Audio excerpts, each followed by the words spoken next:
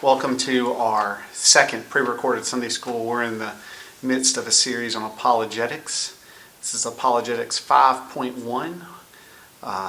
We are discussing today Christianity and economics. How does our faith affect the way that we look at economic systems, at personal finance, at how we handle money and think about money?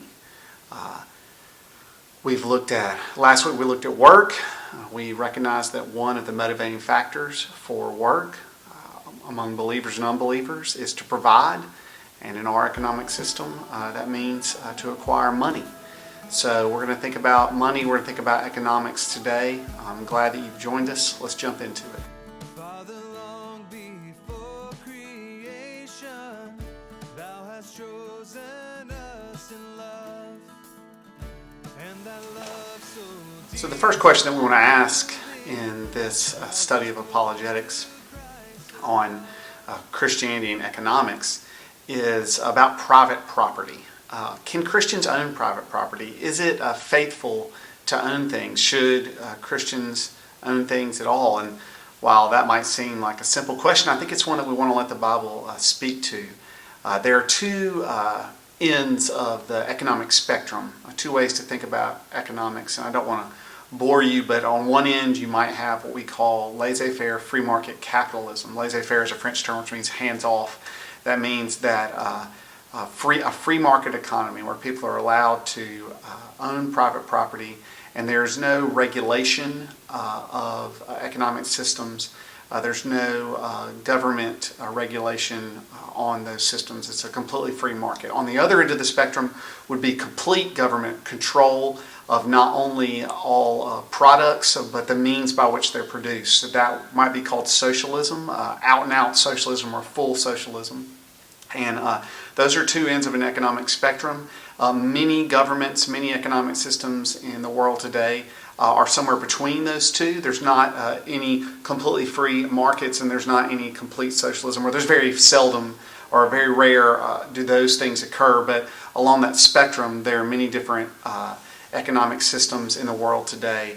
On one end of the spectrum, you are allowed to have private property. On the other end of the spectrum, you're not.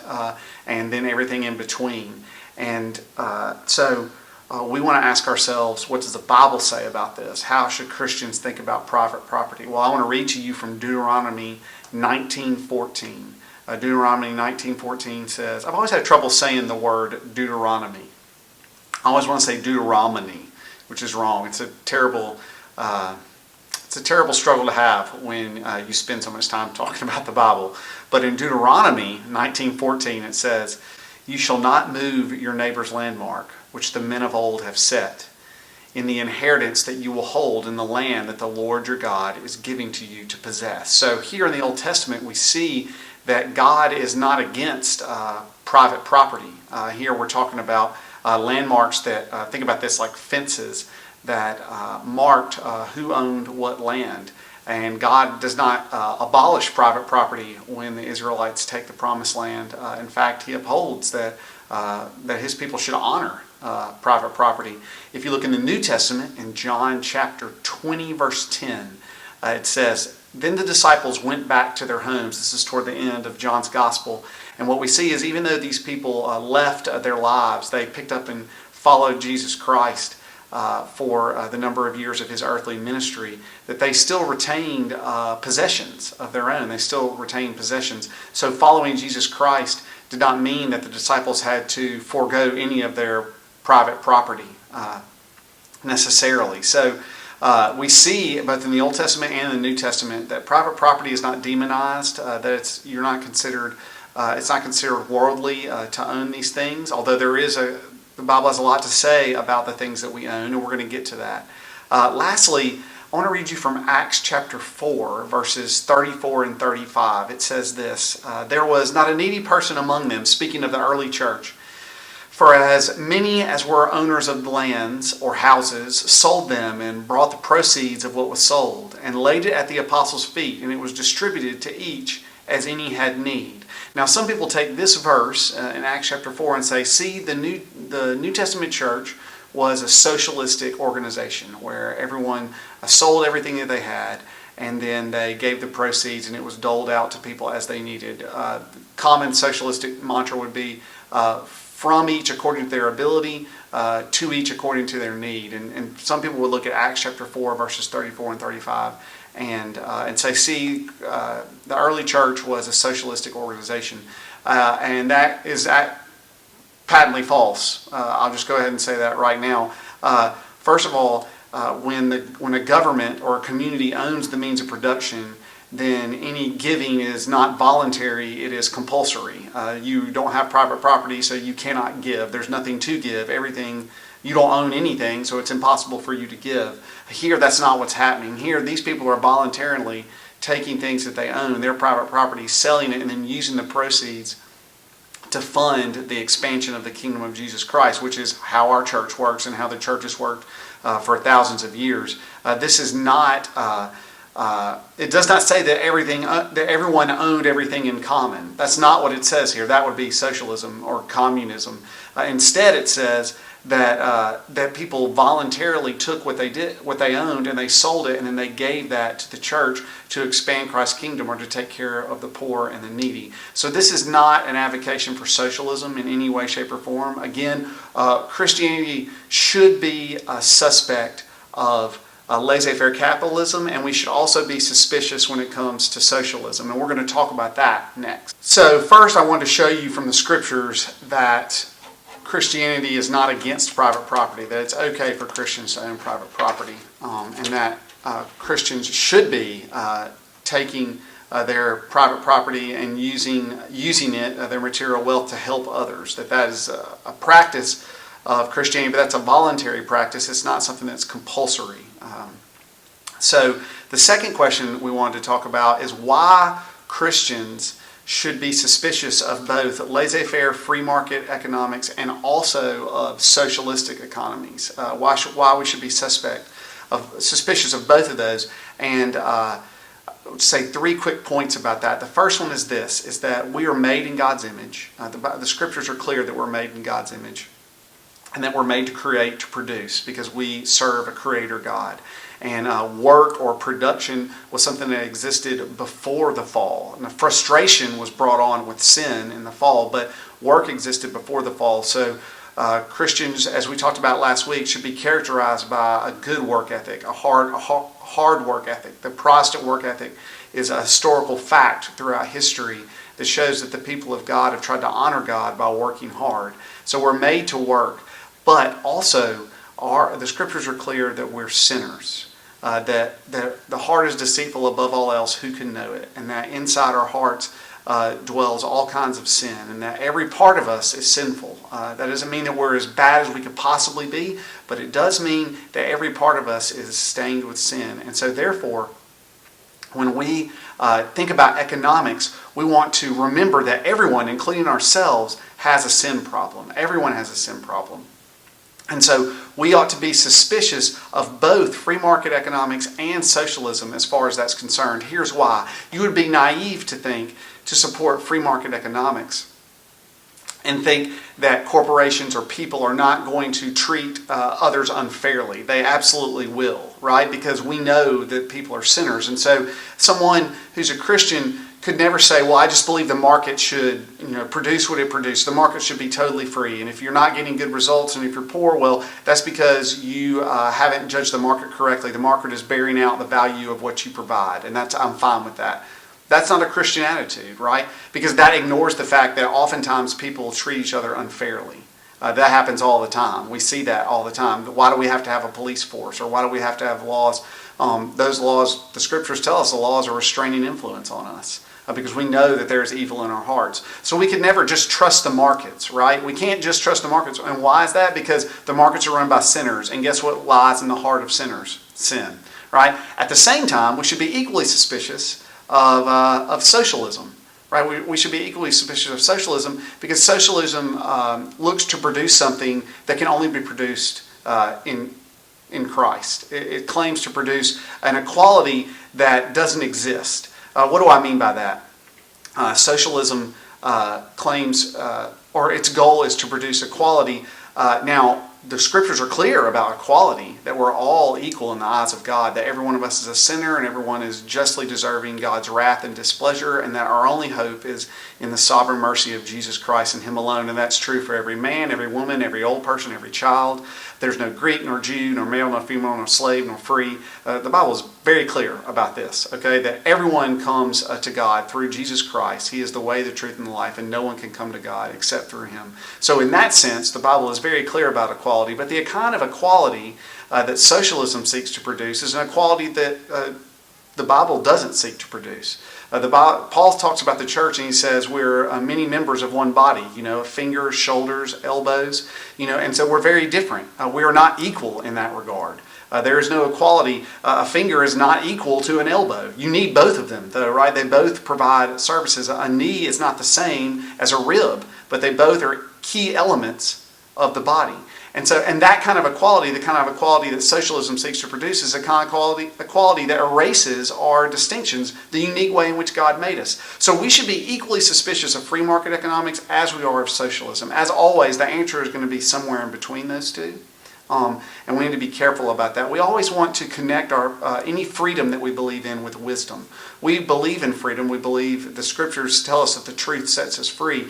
But we know that mankind, that laws and economics and markets cannot make people honest or just or kind or generous. Only Christ can do that. And so we should be very careful, just like I said when we talked about the government, that we should never put our trust in princes, that we should be very careful about trusting political parties and trusting political leaders. The same is true about our economic philosophies and ideologies, is that we should be very careful about trusting those as well, because again, those are made up of sinners, just like the government, and sinners are going to sin. So the first thing I want you to see is that it's okay to own private property. The second is that Christians ought to be suspicious of the ideologies on both ends of the spectrum when it comes to economics, because we want to let the Bible set our principles, not any political persuasions. Okay, well, what about the poor? What about the poor? The Bible has a lot to say about the poor. In fact, one of the things that comes out over and over again is that the way in which we treat the poor is a direct indicator of our relationship to God. Even Jesus says, when you give a cup of cold water in my name, you're doing it for me. When you welcome the stranger, right, that you welcomed me. So how do we deal with the poor? What does the Scripture tell us about how we should interact with the poor and help the poor and the oppressed? I want to read you a passage from Mark chapter 14, verse 7. This is from Jesus himself. He says, "For you always have the poor with you, and whenever you want, you can do good for them, but you will not always have me." Jesus reminds us that any good Christian view of economics is going to take into account our job, our role as Christians, to bring freedom from oppression and to help those who are in need. So our idea about helping any kind of economics ideas that we have are going to have to include how we plan to help the poor. Now, there are a couple of ways in which people try to help the poor or think about helping the poor. The first is that that's the government's job. All right, that might be one way to think about it. So it's the government's job to take care of the poor. The government should, and that's certainly true. The civil government exists to punish evildoers, as we talked about in our lesson on the civil government, and it exists to help those who are under oppression and reward those who act justly. So certainly the civil government has a role in helping the poor. But there's a problem when we say, well, that's the government's job. The first is that the government is often inefficient in dealing with problems. That's laid bare under every administration in the history of our country and every government. It's not typically efficient at handling these problems. The second is that the government only can help the poor with funds that they tax from other people. In other words, that's involuntary help. So when we say, I pay my taxes, so therefore I'm helping the poor, well, you have to pay your taxes. So again, that's not like what happened in Acts chapter 4. You're not voluntarily giving or sacrificing.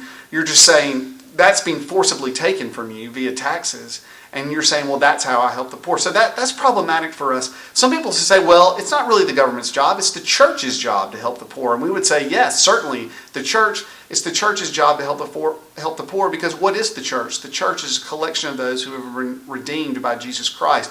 How does the church help the poor? by mercy ministries. This is a lot of what the deacons do at our church and at many churches. The churches can run programs that do tutoring, that do job training, that help people get into houses that need housing. So there's a lot of opportunities for churches to be kind of a beacon of light in the community. And just to be honest, and this is just Kurt talking for a second, but oftentimes our neglect at doing that, or our willingness to abdicate that responsibility as a church and to do it and to let the government or other people do that, has limited our ability to reach people for Christ. And so one of the quick ways in which we can have a witness in any community is by reaching out to those who need help. But it's easy to criticize the government and their ineffectiveness at helping the poor. And it's also easy to criticize the church and their ineffectiveness at helping the poor. You might say, our church should be doing this and not doing that, whatever it is. But just remember that the Bible is clear, the Scriptures are clear, that we as Christians are the ones who are to be helping. So instead of thinking about how shall we help the poor economically, when we think about that like on an organizational level, the church or the government, instead, maybe we should ask this question. Each of us should ask this question: what am I doing to help the poor? Because again, Jesus says that when we help the poor, we're not really dealing with them, we're really dealing with Him. So if we ignore them, then we're ignoring Him. If we are merciful and gracious to them, then we're merciful and gracious to Him. So we have to think, each one of us, each one of you, whether you're a student or you're an adult listening to this, we have to think about how we interact with the poor, because that is an indicator of how we feel like God has interacted with us.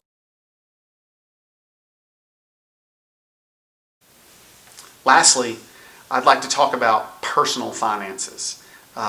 What does the Bible have to say about the way in which we as individuals manage our money, our personal economics, if you will? Let me read to you from 1 Timothy chapter 6, verse 10. It says, "For the love of money is a root of all kinds of evil. It is through this craving that some have wandered away from the faith and pierced themselves with many pangs." So what does Paul say? He says he doesn't say that money is the root of all evil. That's often a misquote of this verse. He says the love of money is the root of all evil. The love of money is the root of all evil. In other words, when we pursue money, when money becomes our idol, and obviously we're not worshiping money, we're worshiping what money can provide, then we give way to greed and to covetousness and envy and jealousy. And instead, as Christians, we need to be aware that the things that we own will try to own us. The things that we own will try to own us. They will try to take over our hearts. This happens very easily for us, very, very easily for me at least, and I know for lots of people. And so we need to be aware of that. We want to remember that any money that we have, we have received. Even the money that we have worked for, we have received, because the ability to work for that money was given to us by God. So there's not 1 cent that you own that you can say, I earned that, I didn't receive it. Everything that we work for, everything that we earn, we still have received from God. God has given us all those things. And so therefore, our money is not our own. Our possessions are not our own. They're God's, and we're just stewards of them. And so we should live like that. Think about how you act when you hold someone's child. Maybe you've held someone else's baby, or maybe someone has let you drive maybe one of your friends has gotten a new car and they've let you drive it. Think about how you act when you know that it's not yours. Think about how much more careful you are with other people's things than with your own things, right? You treat other people's things differently because you know that they're not your things, right? You treat them with more care. You're more careful with them than you are with other people's. Everything that you own, everything that I own is God's. Everything that I have, everything from this shirt to the food that I eat, all of it I receive from God's hands. And so therefore, the Bible has a lot to say with how we handle our own personal economics, our own personal finances. It's that we must acknowledge that everything that we have is from God. And once we acknowledge that, then it becomes easier to not let it own us, but to give it away, right? The world will tell you that you need to be promiscuous with your body sexually, and that you need to hoard all your money for yourself. Jesus Christ says the exact opposite. He says that you should guard your heart, guard your body, save it for the sanctity of marriage, And he says with your money that you ought to be giving it away all the time. Why? So that it does not own you, so that the love of it does not lead you into those many pains that Paul talks about in 1 Timothy 6. So the Bible has a lot to say about economics. One, that we can own private property, but we must be careful that our property or our material wealth doesn't become an idol for us. Two, that we should be very suspicious of economic ideologies, whether they're on either end of the spectrum, because they promise things that only Christ can do. Three, we are to be mindful of the poor, both on an organizational level and also on an individual level, because how we deal with the poor is how, when we deal with the poor, we're literally dealing with Christ. That's what Jesus tells us. And then lastly, the Bible says that we should be very careful when it comes to our money, because money is often, or the love of money is often the gateway to many forms of idolatry, where we take our focus off Jesus Christ and we begin to think of our possessions as ours instead of gifts that Jesus has given to us. So that's our lesson for today. Thanks for joining us. Hope you enjoyed it, and we'll see you next week. Father, long before creation, thou hast chosen us in love.